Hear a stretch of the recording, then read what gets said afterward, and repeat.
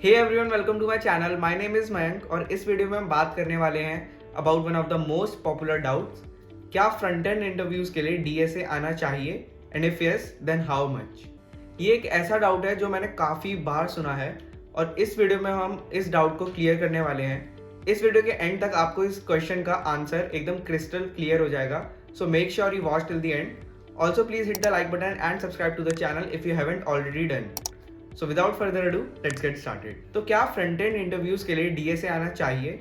Honestly it depends on the company for which you are interviewing. अब इसे समझने के लिए हम सारी कंपनीज को ब्रॉडली 3 कैटेगरीज में डिवाइड कर देते हैं। पहली कैटेगरी, इस कैटेगरी में वो कंपनीज आएंगी जो फैंग और फैंग लेवल कंपनीज होंगी, जैसे अमेजॉन, गूगल, माइक्रोसॉफ्ट, एडोबी। कहने का मतलब है कि सारी बिग एमएनसीज जो होंगी वो इस कैटेगरी में फॉल करेंगी। अब ये जो कंपनीज होती हैं, इन्हें ऐसे कैंडिडेट्स चाहिए होते हैं जो क्रिटिकल थिंकर्स हो, जिनकी प्रॉब्लम सॉल्विंग स्किल्स बहुत ज़्यादा एडवांस्ड हो, बहुत अच्छी हो। तो ये अपने इंटरव्यूज़ में डेडिकेटेड डीएसए पूछती हैं। डीएसए में आप एरे, स्ट्रिंग, लिंक लिस्ट, टैग, क्यू, ग्राफ, डीपी, ट्रीज, इसमें से कुछ भी पूछ सकती हैं। तो अगर आप इन कंपनीज के लिए अप्लाई कर रहे हो या इन कंपनीज के इंटरव्यू के लिए प्रिपरेशन कर रहे हो, तो इन इंटरव्यूज़ के लिए आपको डीएसए आनी ही आनी चाहिए। और ये डीएसए काफ़ी अच्छे लेवल की पूछते हैं ये कंपनीज, तो आपको उसी लेवल पे प्रिपरेशन करनी है। एक और बात, ये इंटरव्यूज लैंग्वेज स्पेसिफिक नहीं होते, मतलब अगर होंगे भी तो बहुत रेयरली। इसका मतलब है कि आप किसी भी लैंग्वेज में डीएसए सॉल्व कर सकते हो इन इंटरव्यूज में, whether it CPP, Java, Python और JavaScript, it doesn't matter really much, क्योंकि इनको बेसिकली आपकी क्रिटिकल थिंकिंग और प्रॉब्लम सॉल्विंग स्किल्स देखनी होती है। इसके बाद आती है हमारी सेकंड कैटेगरी, जिसमें यूनिकॉर्न स्टार्टअप्स जैसी कंपनीज आती हैं, जैसे BrowserStack, Spinny, Uber, Cred, ShareChat etcetera. अब मैं स्पेसिफिकली इन्हीं कंपनीज की बात नहीं कर रहा, मैंने जस्ट एक एग्जांपल दिया है ताकि आपको ये पता चले कि इस कैटेगरी में किस मैग्नीट्यूड की कंपनीज आती हैं। ठीक है, बेसिकली मिड साइज कंपनीज आती हैं जो बहुत ज़्यादा बड़ी भी नहीं है, जैसे अमेजॉन, गूगल जितनी बड़ी भी नहीं है, तो वो अर्ली स्टेज स्टार्टअप जितनी छोटी भी नहीं है।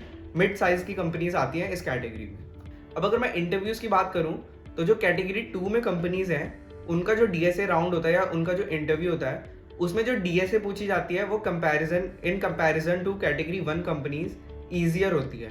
तो अगर आपको एरे, स्ट्रिंग, लिंक लिस्ट, टैग, क्यू, ट्रीज अच्छे से आते हैं, so you are good to go. ठीक है, इसमें बेसिकली जो आपके कॉमन क्वेश्चंस होते हैं, जो पॉपुलर क्वेश्चंस होते हैं, अगर आप वो भी प्रैक्टिस करके जाओगे तो दे आर ऑल्सो फाइन। ठीक है, इसके बाद आती है हमारी थर्ड कैटेगरी, जिसमें हमारे आते हैं अर्ली स्टेज स्टार्टअप्स। अब ये ऐसे स्टार्टअप्स होते हैं या तो जिनको फंडिंग नहीं मिली होती या उनकी सिर्फ सीड फंडिंग होती है। ठीक है, तो आप ऐसे भी समझ सकते हो कि ऐसे स्टार्टअप्स जिनका एम्प्लॉय बेस 11 to 50 है, वो इस कैटेगरी में आ सकते हैं। अब इस कैटेगरी की कंपनीज की अगर मैं इंटरव्यूज की बात करूं, तो ये डीएसए पर उतना फोकस नहीं करती, लेकिन ये जो रिक्वायर्ड टेक स्टैक होता है उस पर कैंडिडेट्स को काफ़ी ग्रिल करती हैं। अब मैंने जितने भी स्टार्टअप्स में for front end roles interview दिया है, वहाँ मुझसे जावास्क्रिप्ट और रिएक्ट और HTML CSS, बेसिकली मतलब जो भी आपका फ्रंट एंड टेक स्टैक है, उसमें भी जावास्क्रिप्ट और रिएक्ट से काफ़ी ज़्यादा क्वेश्चंस पूछे हैं। अब जावास्क्रिप्ट से आपसे थ्योरेटिकल क्वेश्चंस काफ़ी ज़्यादा बनते हैं, तो वो पूछे जा सकते हैं, जैसे होस्टिंग क्या होता है, टेम्परल डेड जोन क्या होता है, इसके अलावा क्लोजर्स क्या होता है, कॉल बैक फंक्शंस क्या होता है। ठीक है, ये सब आपसे पूछे जा सकते हैं। इसके अलावा आपसे रिएक्ट से काफ़ी ज़्यादा क्वेश्चन पूछे जा सकते हैं, जैसे प्रॉप, स्टेट और हुक्स और जो भी मतलब रिएक्ट में इंपॉर्टेंट चीज़ें हैं। तो ये सारी चीज़ें आपसे काफ़ी डेप्थ में पूछी जा सकती है। इसके अलावा आपसे प्रैक्टिकल क्वेश्चंस भी पूछे जा सकते हैं। तो ये इंटरव्यूज थ्योरी प्लस प्रैक्टिकल दोनों का मिक्सचर होता है।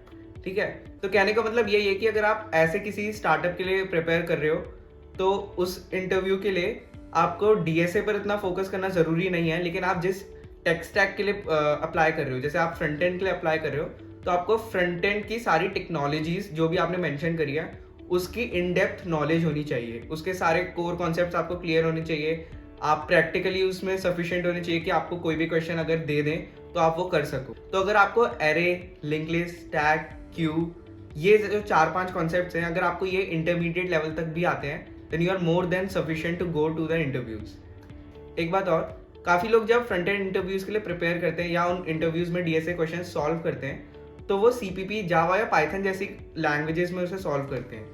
अब कैटेगरी 1 में इट डजेंट मैटर कि आप किस लैंग्वेज में सॉल्व करते हो, लैंग्वेज स्पेसिफिकेशन इतना मैटर नहीं करती। बट कैटेगरी 2 और कैटेगरी 3, स्पेशली कैटेगरी 3 में ये चीज़ बहुत मैटर करती है। तो आप फ्रंट एंड इंटरव्यूज के लिए अगर जा रहे हो तो आप CPP और जावा जैसी लैंग्वेज क्यों कर रहे हो जबकि आपको जावास्क्रिप्ट में प्रैक्टिस करनी चाहिए, क्योंकि जावास्क्रिप्ट में काफ़ी सारी ऐसी चीज़ें हैं जो बहुत ज़्यादा डिफरेंटली हो रही होती हैं as compare to CPP and Java. ठीक है, तो आपको ये मेक श्योर करना है कि आप जब भी DSA प्रैक्टिस करो फॉर फ्रंट एंड इंटरव्यू तो वो भी आप जावास्क्रिप्ट में ही करो। ये एक ऐसी चीज़ है जो मैंने भी अपने इंटरव्यू में करी थी, मतलब जब मैं उस इंटरव्यू के लिए प्रिपेयर कर रहा था तो मैंने भी DSA CPP और जावा में ही प्रिपेयर किया था, बट उन्होंने मेरे से जावास्क्रिप्ट में पूछ लिया और मैं किसी चीज़ में अटक गया and that costed me that opportunity. तो आपको ये मिस्टेक नहीं दोहरानी, ठीक है। अब इसके अलावा इन 3 कैटेगरीज में मैंने जितनी भी कंपनीज बताई हैं, इनके अलावा कुछ ऐसी कंपनीज भी हैं जो इन तीनों कैटेगरीज में फॉल नहीं करती। तो अगर आप ऐसी किसी कंपनी के लिए प्रिपेयर कर रहे हो जो इन तीनों कैटेगरीज में नहीं आती, तो इट्स बेटर कि आप उस कंपनी का इंटरव्यू फॉर्मेट नेट पर देख लो कि उस कंपनी का इंटरव्यू पैटर्न कैसा है, कितने राउंड्स होते हैं, उन राउंड्स में कैसे कैसे क्वेश्चंस पूछते हैं। अब आप ये कहाँ देख सकते हो, ये काफ़ी सारी वेबसाइट्स होती हैं जैसे leet code, Geeks for Geeks, ambition box, Glassdoor, ऐसी कंपनीज में आपको ऐसी वेबसाइट्स पर आपको काफ़ी सारे इंटरव्यू एक्सपीरियंसेस मिल जाएंगे लोगों के, जहाँ वो बता रहे होते हैं कि हमारे कितने राउंड्स हुए, हमसे किस तरह के क्वेश्चंस पूछे, क्या क्या क्वेश्चंस पूछे, ठीक है, किन क्वेश्चंस पे ग्रिल करते हैं। तो मेक श्योर कि जब भी आप इंटरव्यू प्रिपरेशन के लिए बैठो उससे पहले आप एक बार इंटरव्यू पैटर्न ज़रूर चेक कर लो, उससे आपको काफ़ी ज़्यादा हेल्प मिल जाएगी। तो आई होप इस वीडियो के बाद आपको कुछ हद तक क्लैरिटी आ गई होगी कि क्या फ्रंट एंड इंटरव्यूज के लिए DSA इंपॉर्टेंट होता है या नहीं। And if yes, then please hit the like button, share it among your friends and subscribe to the channel. Stay safe, keep learning, and I'll see you in the next one. Bye bye.